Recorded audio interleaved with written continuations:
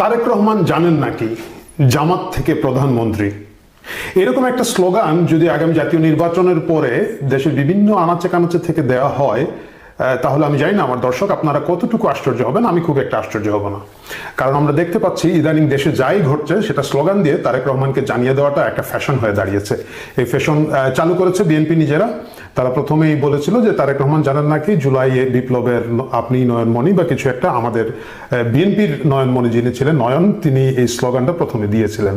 তো তারেক রহমান নিজেই যে মাস্টারমাইন্ড উনি নিজেই জানতেন না, এটা নয়নের মাধ্যমে জেনেছেন। কিন্তু পরবর্তীতে তারেক রহমানকে এই ইনফরমেশনগুলো দেওয়ার জন্য অনেকগুলো আয়োজন আমাদের চোখে পড়েছে। নাম্বার 1 হচ্ছে 32 নম্বরে গিয়ে এই বিএনপি যুবদল যখন এই বছর তাণ্ডব করলো, ডিজে পার্টি করলো, এবং সেই ডিজে পার্টি থেকে তারা প্রথমে জানিয়ে দিল তারেক রহমানকে জানিয়ে দিলাম 32 দখল নিলাম।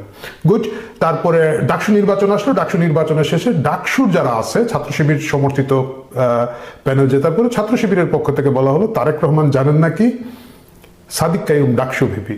ধারাবাহিকতা এখনো ঠিকই আছে। ডাকসুতে যখন জিতলো, আমি দেখলাম যে এই ফেসবুকে জিতুর সমর্থকরা, যারা জিতু একজন স্বতন্ত্র প্রার্থী হিসেবে জিতেছেন, তো তার সমর্থকরা এখান থেকে বলছেন যে তারেক রহমান জানেন নাকি জিতু ভাই জাকসু ভিপি। সুতরাং তারেক রহমান যতদিন দেশে আসবেন না, তাকে জানানোর জন্য স্লোগানের মাধ্যমে সোশ্যাল মিডিয়ায় এই কাহিনীগুলো চলতেই থাকবে। ডাকসু জাকসু পর্যন্ত ঠিক ছিল, কিন্তু জাতীয় নির্বাচনে যদি একই ঘটনা ঘটে থাকে তাহলে আমি জানি যে আমার অনেক দর্শক বলবেন কি বলেন ভাই, জামাত জিতবে নাকি? 6% ভোট 7% ভোটের মালিকেরা আবার কই থেকে জিতবে? এই আত্মবিশ্বাসটা গত কিছুদিন আগে আমার ধারণা সকলেরই ছিল, কিন্তু রাজনীতির গতি খুব দ্রুত পরিবর্তনশীল, এবং এই নতুন পরিবর্তনশীল অবস্থায় ঠিক একই ধারণা আপনাদের থাকা উচিত কিনা না, আমার কাছে মনে হয় একটু চিন্তা করার বিষয় আছে। ধরেন গত 24 জুলাই মাস, তাই না? জুলাইয়ের 5 তারিখে কেউ কি ভেবেছিল বাংলাদেশের যে আগস্টের 5 তারিখে আওয়ামী লীগ সরকার আর ক্ষমতায় থাকবে না? পরিবর্তনশীল রাজনীতিতে তখন যদি জুলাই 5 তারিখে কেউ এই কথা বলতো, সেটা বিশ্বাস করা যেত না। তো আজকে সেপ্টেম্বর মাসে এসে দাঁড়িয়ে যদি আমরা এই কথা বলি, যদিও ডাকসু জাকসু সহ অনেকগুলো ইন্ডিকেশন আছে, তারপরেও আমার ধারণা বিএনপির অনেক সমর্থক আমাকে কমেন্ট বক্সে গালি দিবেন, আমি সেই গালিগুলো সাদরে গ্রহণ করব। ভিন্নমতকে অবশ্যই সম্মান করি, কিন্তু এই আশঙ্কাটা উড়িয়ে দেওয়ার পর্যায়ে নেই। চলুন আজকে আমরা এই জিনিসগুলো নিয়ে একটু আলাপ করে দেখি। প্রথম কথা হচ্ছে, বিএনপি বাই ডিফল্ট ধরে নিয়েছে যেহেতু আওয়ামী লীগ খেলায় নাই, আওয়ামী লীগ নির্বাচনে আসবে না বা আসতে দেওয়া হবে না উভয় ক্ষেত্রেই। তাহলে কি হচ্ছে যে দুই ভাইয়ের সম্পত্তি ছিল, এই যে কি বলে দেশটা তোমার বাপের নাকি, তো এই দেশটা তো দুই ভাইয়ের বাপ ছিল, এখন আওয়ামী লীগ নাই, তাহলে আরেক ভাই আছে, তারাই তো আসবে। এই যে বাই ডিফল্ট কোনো কিছু না করে নিজেকে ভেবে নেওয়া যে তাহলে তো আমরাই আসবো, এই আচরণ বিএনপিকে গত 1 বছর উগ্র করেছে। গত 1 বছর তাদের বডি ল্যাঙ্গুয়েজ এবং অন্যান্য জিনিস দেখে মনে হচ্ছিল তারা ক্ষমতায় চলেই এসেছে। আমি জানি না ডাকসু নির্বাচনের এই বিপর্যয়ের পরে বা গোটা বাংলাদেশের ফিডব্যাক পাওয়ার পরে বিএনপি আবার নতুন করে ভাবছেন কিনা। যদি না ভেবে থাকেন তাহলে ভুল করছেন।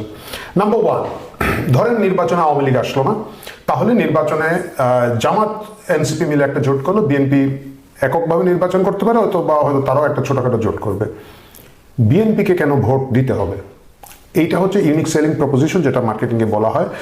আপনি যদি সেটা চিন্তা করেন যে এক লাইনে বলেন কেন বিএনপিকে ভোট দিতে হবে, মানুষ কি বিএনপিকে ভোট দেওয়ার জন্য আগ্রহী, উৎসাহী, উদ্গ্রীব? আমার তা মনে হয় না।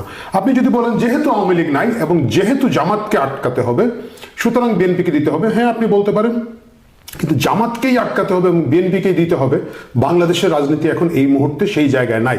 জামাত সেই জায়গাটাকে ধীরে ধীরে গুছিয়ে আনছে, তাদের একটা লং টার্ম প্ল্যান থেকে তারা আজকে এই জায়গায় এসেছে। কিভাবে এসেছে আমি আপনাদেরকে একটা ছোট্ট উদাহরণ দিই, সরি মাফ করবেন। ধরেন ডাকসুতে যখন শিবির জিতলো, আমাদের একটা অ্যাজাম্পশন ছিল আগে থেকে যে শিবির তার আগের চরিত্রে আছে, এদেরকে কোনোভাবেই কোনো বিশ্ববিদ্যালয় ক্যাম্পাসে জায়গা দেওয়া ঠিক হবে না। কারণ হচ্ছে তারা বিধ্বংসী, তারা নৃশংস, তারা মারবে, খুন করবে, এই করবে, সেই করবে, এবং নারীদের উপরে তারা নির্যাতন করবে, নারীদের পোশাক নিয়ে সমস্যা করবে, লিবারেল স্পেস নিয়ে সমস্যা করবে। ডাকসু নির্বাচনে কি তাই হচ্ছে? তা কিন্তু হচ্ছে না। ডাকসু নির্বাচনের পরে শিবির যে কাজটা করছে এটা খুব খেয়াল করে দেখবেন। শিবির জামাতকে ভোট না দেওয়ার যেসব কারণ জনমনে আছে সেইগুলোকে নিউট্রালাইজ করার একটা চেষ্টা করছে। গোটা বাংলাদেশে জামাত সেটা করছে। কিভাবে করছে? প্রথমেই হচ্ছে এরা মুক্তিযুদ্ধের বিপক্ষ শক্তি। শিবির তার মতো করে একটা মুক্তিযুদ্ধের ভার্সন তৈরি করছে। তারা কিন্তু রায়ের বাজার বৌদ্ধভূমিতে গিয়েছে এবং সেখানে গিয়ে দোয়া করেছে মুক্তিযুদ্ধের শহীদদের প্রতি, যদিও এদেরকে তাদেরই পূর্বপুরুষ, শিবিরের পূর্বপুরুষরাই হত্যা করেছে, সেটা একটা আলাদা কৌতুক। সেখানে মানে পলিটিক্যাল জোক তারা করেছে, সেখানে আমি যাচ্ছি না, কিন্তু একটা সিগন্যাল দিচ্ছে। দ্বিতীয় হচ্ছে যে লিবারেল কাহিনীটা। লিবারেল কাহিনীতে শিবির খুব ভালো সিগন্যাল দিচ্ছে। প্রথমে দেখেন তারা ঝুমা বলে একজনকে প্রার্থী করেছে। ঝুমাকে মুক্তিযুদ্ধ বিষয়ক প্রার্থী, এটা আবার শিবিরের ঠিক নিজের লোক না, কারণ তাদের ওইখানে হয়তো মুক্তিযুদ্ধ করার মতো লোক নেই, মানে মুক্তিযুদ্ধ অন করার মতো কেউ নাই, সেটা হতে পারে। ঝুমাকে কেন নির্বাচিত করছে? আপনি দেখবেন যে ঝুমাকে দিয়ে তারা একটা সিগন্যাল দিচ্ছে যে আমরা লিবারেলদেরকে স্পেস দিতে চাই। ঝুমা কিন্তু ধরেন হিজাব করেন না। ছাত্রী সংস্থায় মানে শিবিরের যে অঙ্গ সংগঠন আছে তাদের কিন্তু প্রচুর নারী আছেন, তারা এইসব পদে ভালো করতে পারবেন, মেধাবী, তারা কিন্তু পুরো হিজাব, কিন্তু শিবির ওই হিজাবের ক্যান্ডিডেট আনে নাই। তারা একজন ক্যান্ডিডেটকে নিয়ে এসেছে, নারী ক্যান্ডিডেট, যিনি সাধারণ বাঙালি ঘরের মেয়েদের মতো চেহারা, পোশাক আশাক নর্মাল সালোয়ার কামিজ পরেন, তিনি খুব হিজাবও করেন না, আবার খুব উগ্র পোশাকও পরেন না, আমাদের পাশের বাড়ির ঘরের যে মেয়েটা যেভাবে থাকে। এবং ঝুমাকে নিয়ে কিন্তু কন্টিনিউয়াস তারা প্রচারণাগুলো করে গেছেন, অনেক বেশি হাইলাইট করে রেখেছেন। তাদের নারী প্রার্থী বাকি যারা আছেন হিজাব করেন, তাদেরকে নিয়ে আপনি এত প্রেস কনফারেন্স বা এত ভিজিবিলিটি দেখবেন না। এটা দিয়ে তারা বোঝাচ্ছেন যে আপনারা যে পোশাক নিয়ে করেন না কেন, আমরা শিবির এটা নিয়ে কোনো ধরনের ডিস্টার্ব করবো না। এবং নির্বাচন জেতার পরে দেখেন সেই মুক্তিযুদ্ধ সম্পাদক প্রার্থীকে কিন্তু তারা রায়ের বাজারে নিয়ে যান নাই, কারণ তারা জানেন যে কতটুকু পর্যন্ত লিবারালদেরকে স্পেস দিতে হবে। গতকালকে আমি দেখলাম বাউল শাহ আব্দুল করিম উৎসব হয়েছে টিএসসিতে, গতকালকে বা গত পরশু দিনে এখানে বাউল শাহ আব্দুল করিমের গান গাওয়া হচ্ছে, খুব লিবারাল স্পেস। শিবির কি ওইখানে গিয়ে গানে বাগড়া দিয়েছে? তারা কিন্তু বাগড়া দেয় নাই।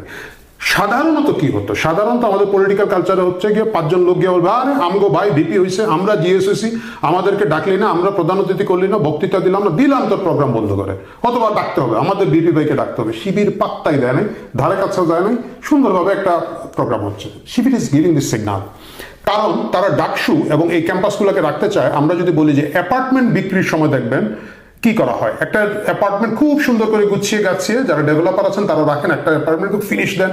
এটা হয়তো ধরেন 60 লাখ টাকা বা 1 কোটি টাকার অ্যাপার্টমেন্টে তারা কিন্তু 3 কোটি টাকার ইন্টেরিয়র করে, খুব টিপটপ দামি সোফা টোফা দিয়ে এত সুন্দর করে রাখেন, ক্লায়েন্টরা এটা দেখে বুঝে না হারে এইরকম একটা অ্যাপার্টমেন্ট তো আমারও হবে, এবং তিনি তখন অন্য একটা অ্যাপার্টমেন্ট কিনেন, যদিও তিনি আর পরে ওটাকে 3 কোটি টাকা দিয়ে ইন্টেরিয়রও করতে পারেন না এবং ওই পর্যায়ে যায় না। সেটা মার্কেটিং এর একটা কৌশল। শিবির এই সাজানো গোছানো অ্যাপার্টমেন্ট বানাচ্ছে ডাকসুকে, এখানের মধ্যে সে মুক্তিযুদ্ধকে তার মতো করে একটা ডিল করবে, ওই ডিল করে কিন্তু সে ঘুরে ফিরে আবার তার বয়ানে যাবে। আপনারা ভাইবেন না আবার ওরা যাবে না, ওরা কিন্তু ওইখানে তাদের গোলাম আজম নিজামীর জায়গায় ফেরত যাবে। একই সাথে একটা লিবারেল ভাব খেলবে, যেটা তারা এখন খেলছে। কিন্তু গোটা বাংলাদেশে তাহলে তো ভাই আর সমস্যা নাই, এরা তো লিবারেল স্পেস দিচ্ছেই। এরা তো আমি দেখলাম যে শিবিরের সাবেক ঢাকা বিশ্ববিদ্যালয়ের যে সভাপতি আছেন ভদ্রলোক, আমেরিকার প্রফেসর, এক্স্যাক্টলি নামটা মনে আসছে না, উনি বলছেন যে মেঘমল্লার বসু যাতে প্রাণ খুলে শিবিরকে গালি দিতে পারে, শিবিরের উচিত হবে ক্যাম্পাসের এই নিরাপত্তা নিশ্চিত করা।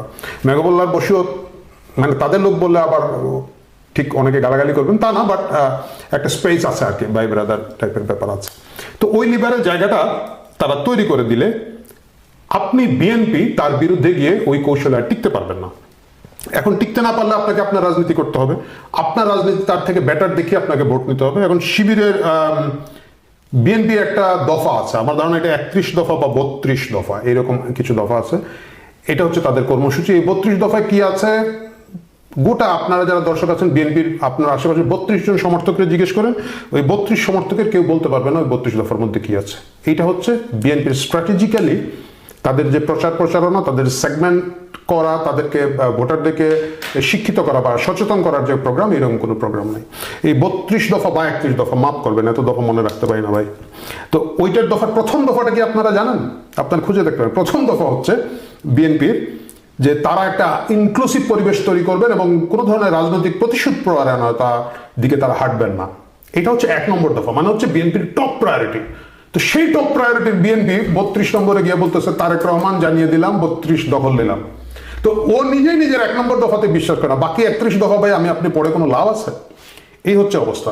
এই কারণে বিএনপি প্রথমে যেহেতু তারা একটা ভোটারদের কাছে কোনো নতুন কর্মসূচি নিয়ে আসতে পারছে না, আকর্ষণীয় কিছু নিয়ে আসতে পারছে না, বিএনপিকে ভোট দেওয়ার জন্য জনগণ উদ্গ্রীব এবং আগ্রহী হবেন না। মানে এখন বাই ডিফল্ট আওয়ামী লীগ নাই, ঠিক আছে বিএনপিরে দিলাম, সেটা এক কথা, কিন্তু উৎসাহ আগ্রহের জায়গাটা আমি অন্তত পক্ষে স্পেসে মানে পাবলিক স্পেয়ারে দেখতে পাচ্ছি না। নাম্বার 2 হচ্ছে চাঁদাবাজি, মামলাবাজি, মানে কি বলবো ভাই, এটা আসলে এটা চূড়ান্ত অবস্থায় গিয়ে পৌঁছেছে মফস্বলগুলোকে তৃণমূলের মধ্যে। এটাকে আপনি মানে বিএনপি তো এখন এমন একটা অবস্থা, আমার ধরনের ডেইলি সকালে উঠে 2 জন 5 জন করে বহিষ্কার করে, মানে ওদের একটা কেন্দ্রীয় বহিষ্কার সম্পাদক রাখা উচিত তাদের কেন্দ্রীয় কমিটিতে। তো এই কারণে যেটা হচ্ছে এইখানে জামাত অ্যাডভান্টেজ পাচ্ছে। আপনি যত সব জায়গায় আপনি দেখবেন যে এইসব মামলাবাজি, মববাজি, চাঁদাবাজি করা হচ্ছে এবং মামলার ভয় থেকে টাকা আদায় করা হচ্ছে, মামলা করে টাকা আদায় করা হচ্ছে, এইখানে আপনি জামাতের কোনো সরাসরি সম্পৃক্ততা পাবেন না। বিএনপির অনেকে বলছেন যে আওয়ামী লীগের লোকজন গিয়ে জামাতকে ভোট দিয়ে দেবে। এইটা যদি সত্যি হয়ে থাকে এটা হবে আপনাদের দোষে, কারণ আপনারা তথাকথিত দোসর চিহ্নিতের নামে গোটা বাংলাদেশে যে ত্রাসের রাজত্ব তৈরি করেছেন। আমি একটা ছোট্ট উদাহরণ দিই, সিলেটের ঘটনা, আমি নাম বলবো না, অনেকেই হয়তো জানবেন যারা সিলেটের দর্শক দেখছেন। একজন স্থানীয় আওয়ামী লীগ নেতা ছিলেন, তিনি দীর্ঘদিন ধরে রাজনীতিতে নাই, ক্যান্সার আক্রান্ত, কেমো চলছে, উনি খুব সম্ভবত স্টেজ 3 অথবা 4 আছেন আমি যতটুকু জানি, এবং উনি খুবই মানে দীর্ঘদিন ধরে আওয়ামী লীগের সাথে ওইভাবে সম্পৃক্ত না, কোনো এক সময় উনি ইউনিয়নের সভাপতি ছিলেন। তার বিরুদ্ধে 3টা মামলা করেছে। এই 3টা মামলা হচ্ছে হত্যা প্রচেষ্টা মামলা, এবং এইটা দিয়ে তার অবস্থা খুব খারাপ। সেনাবাহিনী তাকে গ্রেফতার করতে গিয়েছে। যিনি দায়িত্বশীল মেজর ছিলেন তিনি যখন চিকিৎসার কাগজপত্র দেখেছেন এবং তিনি বুঝেছেন যে এই ভদ্রলোক আসলে কারাগারে আসে টিকবেন না, উনি কিন্তু গ্রেফতার না করে চলে এসেছেন। কিন্তু এটা হচ্ছে এরপরে যেটা হয়েছে, ওই ভদ্রলোকের ফ্যামিলিতে, ওনার তো ভাই বেরাদার মানে স্থানীয় একটা প্রভাবশালী গোষ্ঠী, ওনাদের তো মানে আমাদের সিলেটে আবার গোষ্ঠীভিত্তিক একটা কাহিনী আছে, তাদেরকে ফোন দিয়েছে জামাতের প্রার্থী। ভাই খুব শুনে খুব দুঃখ পাইলাম, চাচা তো অসুস্থ, ঠিক আছে, ওনাকে তো আসলে এরকম করা ঠিক হয় না, আপনারা যদি আমাকে জানাতেন আমি তো থানাকে বলে দিতাম, আমি তো জানি না ভাই কারা মামলা করেছে। এখন এই যে তার যে মানে এসে সিম্পেথি দেখানো, সম্প্রীতি দেখানোর একটা ভাব, এখানে হচ্ছেটা কি, ওই ভদ্রলোকের ফ্যামিলি, আমি তাদের সাথে সরাসরি কথা বলেছি, তার দে ফিল সিকিউর, আর ভাই জামাত এগুলো রাজাকার মানে, কিন্তু ভাই আমারে তো মামলা করতেছে না। এবং এই জিনিস এরা বিভিন্ন জায়গায় করছে। আচ্ছা, চাঁদাবাজি যারা করছে, আপনারা সম্প্রতি দেখেছেন একজনকে চাঁদাবাজির জন্য বিএনপি বহিষ্কার করেছে, সে সাথে সাথে গিয়ে জামাতে যোগ দিয়েছে। আমি বিএনপির নেতাদেরকে একটা কথা বলতে পারি, এই যারা এখন চাঁদাবাজি করছে, যারা মামলাবাজি করছে, মামলা করে টাকা নিচ্ছে, চুরি করছে, টেম্পু স্ট্যান্ড দখল করছে, এইটা ওইটা করে একেবারে ত্রাহিদশা করে দিয়েছে, এটা কি আপনাদের লোক? আপনারা শিয়ার? ছাত্রলীগ কিন্তু এই কাজ করে ধরা খেয়েছিল। ছাত্রলীগের মানে সেদিন আমার সাথে এক সাবেক ছাত্রলীগ নেতার কথা হলো, ভাই ওই ক্যাম্পাসে কিন্তু ওই গণরুম গ্যাস রুম এগুলো আমরা করি নাই, শিবিরের পোলাপানি নির্যাতন করে আমাদের উপর ইমেজ খারাপ করে দেখেন, ওরা দেখেন ওরা প্রকাশ্যে শিবির করতেছে, আমরা যেতে পারতেছি না হলে। আলো শোনো, তোমরা যখন এই কাজগুলো করে, তোমরা কি বলেছো যে এই কাজগুলো আমাদের সংগঠনের নীতির বিরুদ্ধে? তখন তো সেটা বলো নাই, তোমরা তো তখন হাততালি দিয়েছো, আমাদের শক্তি আমাদের মাসল, ওরা এসে করে গিয়েছে। এখন বিএনপিতে যারা চাঁদাবাজি করছে, মামলাবাজি করছে, আমার বিএনপির প্রার্থীরা খুবই খুশি, আর আমগো লোকজন তো করতেছে। নির্বাচন আসুক, এই বদনামের পুরা দায়ভার আপনাদের ঘাড়ে রেখে গুপ্ত থেকে কত লোক যে সুপ্ততে চলে যাবে আর কত লোক যে একবার প্রস্ফুটিত হয়ে যাবে সেটা সময় মতো বুঝবেন। যাই হোক, সেটা আপনাদের ব্যাপার, আপনারা আপনাদের মতো বোঝেন। কতজন আপনাদের নিজেদের চাঁদাবাজ আর কতজন আপনাদের এখানে হায়ারে চাঁদাবাজ আছে, এই ঘটনা কিন্তু অনেকগুলো ঘটেছে। আমি দেখলাম আরেকটা পত্রিকায় দিয়েছে যে জামাতের এক নেতা সরকারি জায়গা দখল করেছে, খালেদা জিয়ার ছবি সাইনবোর্ডে লাগিয়ে রেখেছে। এই জিনিসগুলো আপনাদের খেয়াল রাখতে হবে। এটা হচ্ছে 2 নম্বর। 3 নম্বর হচ্ছে বিএনপি খুবই ট্র্যাডিশনাল একটা উদ্ভট পলিটিক্সের ভিতর দিয়ে যাচ্ছে। সেই পলিটিক্সটা হচ্ছে কি, মোটরসাইকেল শোডাউন। মানে এখন এমন একটা অবস্থা হয়ে গেছে যে কিছু কিছু জেলায় সপ্তাহের এই প্রান্তে ও প্রান্তে কেউ একজন গিয়ে বাস স্টেশনে নামে বা ওই যে বিমানবন্দরে নামে হাজার হাজার মোটরসাইকেল নিয়ে ডেকে দেয়, বিয়ে বাড়ির গেটের মতো গোটা শহরকে মানে তার আচ্ছন্ন করে ফেলে। মানুষ এগুলো এখন পছন্দ করে না। আপনারা যেভাবেই দেখে থাকেন না কেন, সাধারণ মানুষের রাজনৈতিক আকাঙ্ক্ষা ওই জায়গা থেকে চলে গেছে। 80 দশক 90 দশকের ওই যে রাজনীতির ট্র্যাডিশনাল চিন্তা ওই জায়গা থেকে চলে গেছে। বিএনপি এখানের মধ্যে স্পেস দিচ্ছে, অথবা স্পেস যারা নিচ্ছে তাদেরকে আটকাচ্ছে না, এরকম দুনিয়ার সকল টাউটবাটপার গিয়ে এখন বিএনপির ভিতরে ঢুকেছে। আপনি দেখেন অপু বিশ্বাস নায়িকা, এই যে আইগুলো আওয়ামী লীগের, এই তামসাগুলো আওয়ামী লীগের ছিল, কিন্তু আওয়ামী লীগের কিছু মন্ত্রী ছিল দিনে 3 বেলা যদি নায়িকাদের মডেলদের চেহারা দেখতে না পারতো তাহলে এরা আরাম পাইতো না। Sorry for my language. আমি অনেক ঘটনা, অনেক খবর যারা ঢাকা শহরে ছিলেন তারা জানেন, কিন্তু মানে একেবারে ট্র্যাডিশনাল সচিবালয়ের তদবিরবাজ মহিলাগুলোকে নিয়ে এরা ঘুরতো। এই কাহিনী কিন্তু বিএনপি শুরু হয়ে গেছে। নায়িকা অপু বিশ্বাস 6 মাস আগে আওয়ামী লীগের নমিনেশন শেষ, দেখলাম বিএনপি কোন প্রোগ্রামে গিয়েছে। ওয়াই? তোমাদের লোকের এত অভাব পায়? আচ্ছা, আরেকজন আছে দেখলাম জেকেজি করে একটা প্রতিষ্ঠান করেছিল, করে যখন কোভিডের সময় আওয়ামী লীগের সাইনবোর্ডে আওয়ামী লীগের যে থেকে ঠিকা নিয়েছিল লোকজনের পরীক্ষা করবে, সেই পরীক্ষা না করে পুরো টাকাটা মেরে দিয়েছে, হাজার হাজার মানুষের জীবনকে সংসার মুখে ফেলে দিয়েছিল। সেই ডাক্তার সাবরিনা গিয়ে দেখি জিয়াউর রহমানের কবর জিয়ারত করছে এবং বলছে যে আমার গোষ্ঠী সবাই বিএনপি, আমার দাদি বিএনপির এমপি ছিল, চাচা বিএনপির এমপি ছিল, কে কে যেন ছিল, এবং সেও এখন বিএনপির এমপি হতে চায়। আমি দেখি নাই যে বিএনপির খুব সিনিয়র লেভেল থেকে এইগুলাকে কড়া বার্তা দেওয়া হয়েছে যে উই ডোন্ট ওয়ান্ট ইউ, তোমাদেরকে আমাদের দরকার নাই। এই কাহিনী কিন্তু তারা বলছে না। তাহলে দেখা যাচ্ছে যে তারা সেই ট্র্যাডিশনাল ধান্দাবাজ 2 নম্বরের লোকজনকে নিয়ে আজকের রাজনীতিতে 2025, 26, 27, 28 যে প্রোগ্রেসিভ রাজনৈতিক স্কেপ পরিবর্তনশীল একটা যে পরিবেশ, গণ আকাঙ্ক্ষা যে সরে গেছে ট্র্যাডিশনাল রাজনীতি থেকে, এই জায়গায় তারা এসেছে। এটা হচ্ছে তাদের 3 নম্বর একটা সমস্যা তৈরি হচ্ছে। 4 নম্বর যে সমস্যাটা তাদের তৈরি হয়েছে বিএনপির, আমি মনে করি এটা একটা ডিজাস্টারের সমস্যা। তারা কোথাও একটা প্রার্থী ডিক্লেয়ার দিতে পারে নাই, মানে কোন আসনে কে নির্বাচন করবে এখানে জামাত খুব সংঘবদ্ধভাবে তারা তাদের প্রার্থী ঘোষণা দিয়েছেন। এতে কি হচ্ছে আমি আপনাকে বলি, বাংলাদেশের গ্রামাঞ্চলে বা মানে একেবারেই শহরগুলো মহানগরগুলো ছাড়া বাকিগুলোতে এক ধরনের সামাজিক বন্ধন আছে। মানুষ ধরেন থানায় যেতে চায়, সে কিন্তু সরাসরি থানায় যায় না, সে লোকাল সরকারি দলের নেতাকে গিয়ে বলে ভাই আমি একটু থানায় যাবো, ওসি সাহেবকে বলে দেন, ভাই আমি একটু উপজেলা যাবো, মৎস্য অফিসার একটা ফোন দেন না, ভাই আমার তো ওই মাছের খামারের এই সর্বনাশ হচ্ছে। পাবলিক প্রথমে পলিটিক্যাল নেতাদের সাথে কানেক্ট করে, যে জিনিসটা ধরেন গত 16 বছর আওয়ামী লীগের সাথে কানেক্ট করেছে, এখন আওয়ামী লীগ নাই, তাদের নেতারা স্থানীয়ভাবে নাই, পাবলিক কোথায় যাবে? জামাত এখন সরকারের একটা স্টেক,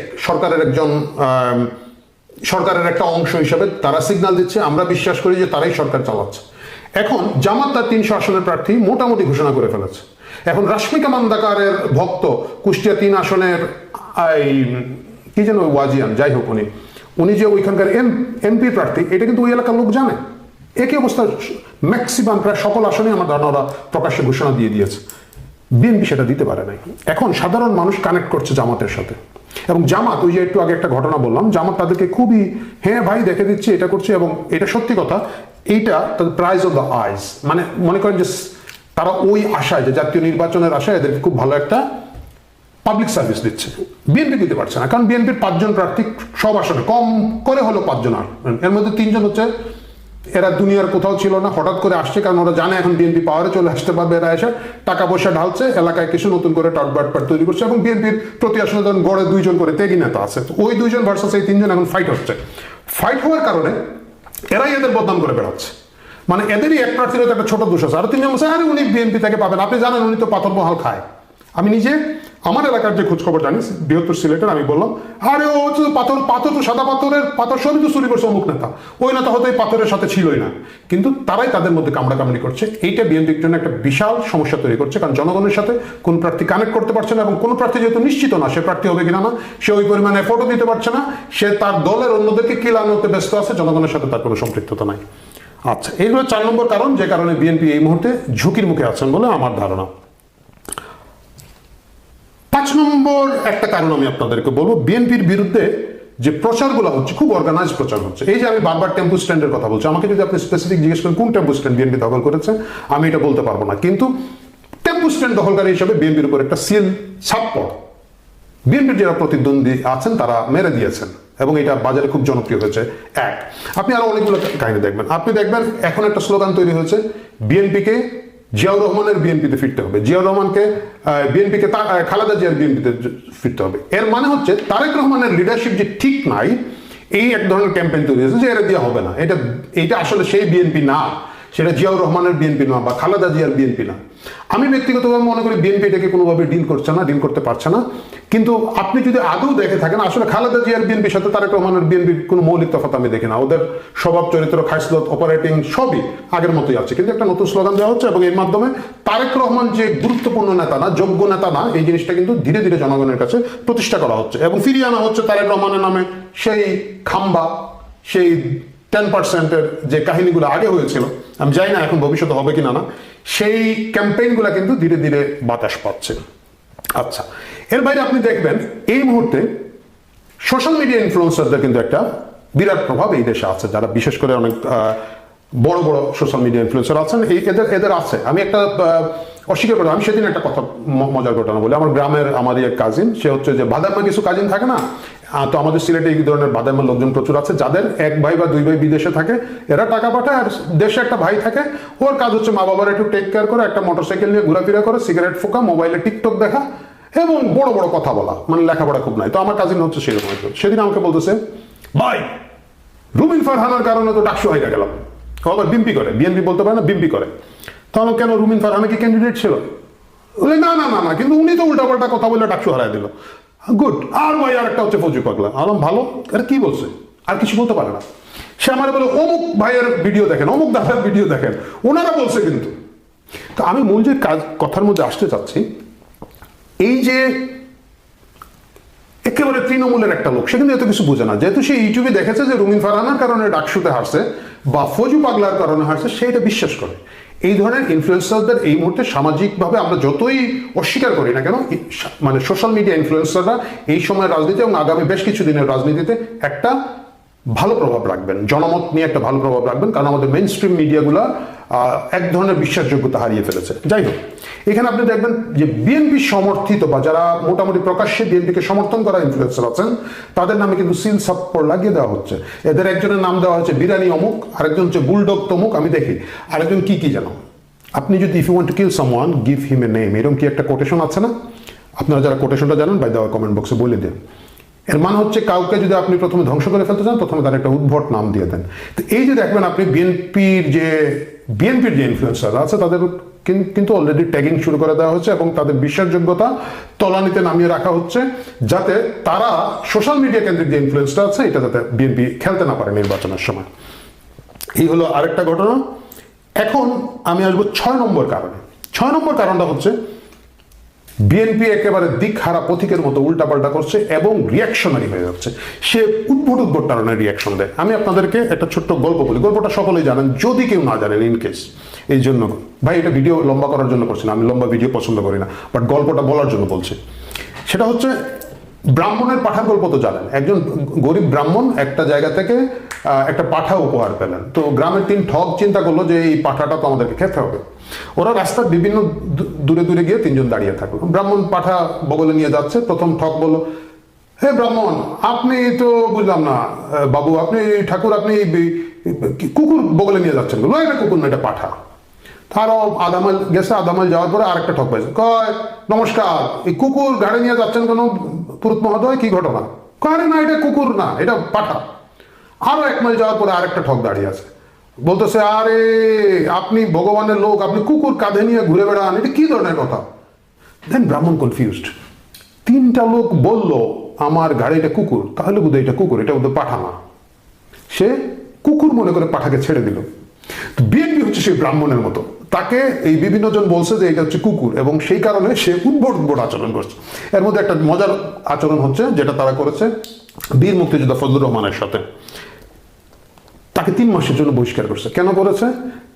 বাগ সাগের কিছু চাঁদাবাজ 8-10 জন গিয়ে তার বাড়ি ফজলুর রহমানের বাড়ির সামনে মত করেছে। বলেছে ফজলুর রহমান ওই একটা মাইয়া আছে, ওই মাইয়ার ওইটা, যেটা তারেক রহমান সাধারণত জাতির ওইটা বলে যারা বলে আর কি, ওইটা ফজলুর রহমান স্পেসিফিক ওই মাইয়ার ওইটা। তো ওইটা বলার পরে বিএনপি ফজলুর রহমানের প্রথমে একটা শোকজ করেছে, গুড, তারপরে বের করে দিয়েছে। এবং বিএনপির বেয়াদব ছাত্র দলের ছেলে ওই যে হামিদ জিএস, সে গিয়ে তার দলের নেতা কিন্তু ফজু পাগলা বলে টেলিভিশনে বক্তৃতা দিয়ে আসছে। বিএনপি এটাকে অন করেছে। বিএনপি একটা সিনিয়র মুক্তিযোদ্ধা যিনি স্পোক পার্সন, যার একটা ইমেজ আছে, যদি ফজলুর রহমান ভুল বলে থাকেন you could just give a call যে ফজলু ভাই আপনি যে কথাবার্তা বলতেছেন এগুলো পার্টির সাথে যায় না, ঠান্ডা থাকেন, চুপ থাকেন, দরকার হলে গিয়ে 15 দিন বিদেশে ঘুরে আসেন, মাথা ঠান্ডা করেন, বললেন না। কিন্তু ফজলুর রহমানকে প্রকাশ্যে জনগণের সামনে লাঞ্ছিত করার একটা উদগ্র বাসনা থেকে বিএনপি তাকে 3 মাসের জন্য নোটিশ দেওয়া, এই দেওয়া সেই দেওয়া, তার বাড়ির সামনে মবের মধ্যে, আমি জানি না মোটিভেট করতে পারে করছে কি অর্জন করেছে, কি করেছে আমি জানি না। চট্টগ্রাম বিশ্ববিদ্যালয় দেখেন, চট্টগ্রাম বিশ্ববিদ্যালয়ের সাথে জোবরা গ্রামবাসীর মারামারি হচ্ছে। আপনাকে তো রাজনীতির বেসিক বুঝতে হবে। বিএনপির ওইখানকে যিনি 30 বছর ধরে করছেন, কি যেন ভদ্রলোকের নাম, উনি ওইখানে গিয়ে জোবরা গ্রামে থাকেন, জোবরা গ্রামবাসীকে নিয়ে তার নির্বাচন করতে হবে, তার সাপোর্টের জায়গা, উনি ওইখানে গিয়ে চট্টগ্রাম বিশ্ববিদ্যালয়ের বিরুদ্ধে বক্তৃতা দিয়েছেন। স্থানীয়ভাবে কোনো রাজনৈতিক নেতার প্রথম দায়িত্ব তার এলাকার পক্ষে দাঁড়ানো, প্রথম দায়িত্ব। ভুল ত্রুটি সেটা সে পরে আলাপ করবে, কিন্তু এলাকাবাসীর বিপক্ষে প্রথম দিনে যদি চলে যায়, ওই মোমেন্টাম যদি সে লস করে, তাহলে কিন্তু সে আর পরবর্তীতে ওই এলাকায় রাজনীতি করতে পারবে না। যে লোক তার নিজের রাজনৈতিক এলাকা নিয়ে রাজনীতি করতে পারে না, সে কিসের নেতা? উনি গিয়ে কিন্তু জোবরা গ্রামবাসীর পক্ষে একটা বক্তৃতা দিয়েছে। বিএনপি কি করতে পারত? আচ্ছা 15 দিনের স্থগিত বা কিছু একটা টেনশনটা কমানোর সুযোগ, বহিষ্কার। এখন জোবরা গ্রামবাসী থেকে যদি বিএনপির ওই নেতারা বহিষ্কার করে, জোবরা গ্রামের ভোট বিএনপি পাবে, আর চট্টগ্রাম বিশ্ববিদ্যালয়ের ভোট কি বিএনপি পাবে? দেখবো না, এবার চাকসু নির্বাচনে দেখবো না। সো বিএনপি ডাজন্ট নো যে তার কার পক্ষে দাঁড়াইতে হবে, কার পক্ষে দাঁড়াইতে হবে না। তাকে বারবার বলা হচ্ছে তোমার বগলের মধ্যে এটা হচ্ছে এটা কুকুর, সে পাঠা ছেড়ে দিচ্ছে। এই পাঠা ছেড়ে দেওয়ার রাজনীতিতে বিএনপি আছে। ভিডিওটা অনেক লম্বা হয়ে যাচ্ছে, আমি জানি না ইদানিং কেন যেন বুড়া হয়েছে ভাই, কথাবার্তা বেড়ে যাচ্ছে। যাই হোক, 7 নম্বর কারণ বলে তাহলে শেষ করি। 7 নম্বর কারণ হচ্ছে তারেক রহমান সাহেব লন্ডনে বসে বাসে চড়ার ছবি দেখিয়ে রাজনীতি করতে পারবেন না। উনি গত 1 বছর ধরে যাইতে পারলো না বাংলাদেশে। এইটা যখন উনি যত যাইতে পারবেন না, প্রথম আচ্ছা ঠিক আছে মামলা আছে, জীবনের ঝুঁকি আছে, এটা আছে ওইটা আছে, প্রথম 3 মাস 6 মাস জনগণ মেনে নিয়েছে। আপনি যখন 1 বছরের পরেও দেশে যেতে পারলেন না, এতে হচ্ছে কি, প্রথম হচ্ছে এই কোঅর্ডিনেশনগুলো হচ্ছে না, দ্বিতীয় হচ্ছে ধরেন প্রশাসনের লোকজন বা অন্যরা এখন আপনাদেরকে পাত্তা দেয় না, তারা অনেক বেশি জামাতের সাথে চলে যাচ্ছে। প্রথমে কিন্তু খুব বিএনপি ভাবে ছিল, এবং আপনি নিজে যে একজন সাহসী নেতা না, এটা প্রমাণিত হচ্ছে। অনেকে বলবেন যে যদি যায়, একটা পপুলার ওপিনিয়ন হচ্ছে সেনাবাহিনী তারেক রহমানকে পছন্দ করে না, যদি একটা ইন্টারিম কু হয়ে যায় বা কোনো ধরনের দুর্ঘটনা ঘটে যায়, তারেক রহমান দেশ থেকে বেরোতে পারবেন না। আপনি রাজনীতি করলে আপনাকে সেই রিস্ক নিতে হবে একটা পর্যায়ে, এখন পর্যন্ত একটা পর্যায়ে নিতে হবে। এইভাবে ভাবলে মানে তারেক রহমানের রাজনীতি কিসের উপর দাঁড়িয়ে আছে? জিয়াউর রহমানের উপর দাঁড়িয়ে আছে। তো জিয়াউর রহমান যদি ওই সময় একেবারে ইয়াং বয়সে উই রিভোল্ট বলতে পারে গোটা পাকিস্তান সেনাবাহিনীর বিরুদ্ধে, ওইটা বলেই তো জিয়াউর রহমান হয়েছে, তাই না? উনি যদি ভাবতো যে না, এখন নিরাপত্তার কারণে আমি কালুরঘাটে বক্তৃতা না দিয়া কালুরঘাটের একটা টেবিলের নিচে লুকায় বসে থাকি, 7-8 দিন যা খাওয়া বাতাস বুঝি, তারপরে আসবো, তাহলে জিয়াউর নাম থাকতো না ইতিহাসে, খালেদা জিয়ার নাম থাকতো না ইতিহাসে, যদি খালেদা জিয়া ওইভাবে চুপচাপ থাকতো। কিন্তু তারেক রহমান এই কাজ করছেন। আমি জানি না এটা তাকে কারাও উপদেশ দিয়ে থাকেন, তাদের রাজনীতি তারা বুঝবেন, তাদের ছাগল তারা মাথায় কাটুন, লেজে কাটুন, আমাদের কিছু না। কিন্তু এই 7টি কারণে আগামী নির্বাচনে বিএনপির ভরাডুবির আশঙ্কা এই মুহূর্তে আমি ফেলে দিতে পারছি না। প্রিয় দর্শক, আপনারা অনেকেই হয়তো বলবেন যে আরে ভাই এগুলো কি বলেন, খামখা সাবাবাজি করেন, জামাতের এইটা নেই ওইটা নেই। আপনাদের একটা কথা মনে রাখতে হবে, এই দেশের একটা বড় সংখ্যক ভোটার আগামী নির্বাচনে প্রথমবারের মতো ভোট দেবে, হিউজ, যাদের বয়স 30-35 পর্যন্ত। 2008-এর পরে অনেকেই কিন্তু আর নির্বাচনে ভোট দেওয়ার সুযোগ পায় নাই। 14 সালে আপনি 153 আসনে দিয়ে নেয়, 18 সালের নির্বাচন নিয়ে তো কথা বলার দরকার নেই, 23-এ অনেকে যায় নাই। এই যে একটা বিরাট সংখ্যক ভোটার, এরা কোন দিকে সুইং করবে, কোন দিকে যাবে, এদের ভাবনা চিন্তা কি, এইটার উপরে খুব ইনডেপথ অ্যানালিসিস করার মতো ডেটা এই মুহূর্তে অ্যাভেলেবেল না। এরা যে কোনো দিকে যেতে পারে, এদের কাছে রাজনীতি একটা সম্পূর্ণ নতুন ভিন্ন মাত্রা, ভিন্ন আঙ্গিকে ধরা দিতে পারে। আর সেটা যদি ধরা দেয় এবং সেই তাল আওয়ামী লীগ যেহেতু নাই, এই শূন্য জায়গায় যদি বিএনপি নিতে না পারে, হয়তো আগামী নির্বাচনের পরে এই স্লোগান খুব একটা অবাক হওয়ার মতো হবে না, তারেক রহমান জানেন নাকি জামাত থেকে প্রধানমন্ত্রী। প্রিয় দর্শক, ভালো থাকুন। আপনাদের মত, দ্বিমত এবং গালাগালি সবকিছু মন্তব্য দিতে ভুলবেন না। আমি নিয়মিত পড়ি, নিয়মিত জবাব দেই না, কিছু কিছু ভয় লাগে আর কিছু কিছু সহমত হয়েই থাকেন। যদি সুযোগ হয়, সময় হয়, ভিডিওটা শেয়ার করবেন, অথবা এগুলো কি যেন বলতে হয়, ভিডিওটা শেয়ার করবেন, সাবস্ক্রাইব করবেন, লাইক থামস আপ দিবেন। এইগুলো যদি দেন, আরো বেশি বেশি লোককে আমরা এঙ্গেজ করতে পারবো, বেশি বেশি লোক মিলে একসাথে কথা বলতে পারবো। ভালো থাকুন। আশা করি বিষয়টি বুঝতে পেরেছেন। এ নিয়ে আপনার গুরুত্বপূর্ণ মন্তব্যটি অবশ্যই কমেন্ট বক্সে জানিয়ে দিবেন। ধন্যবাদ।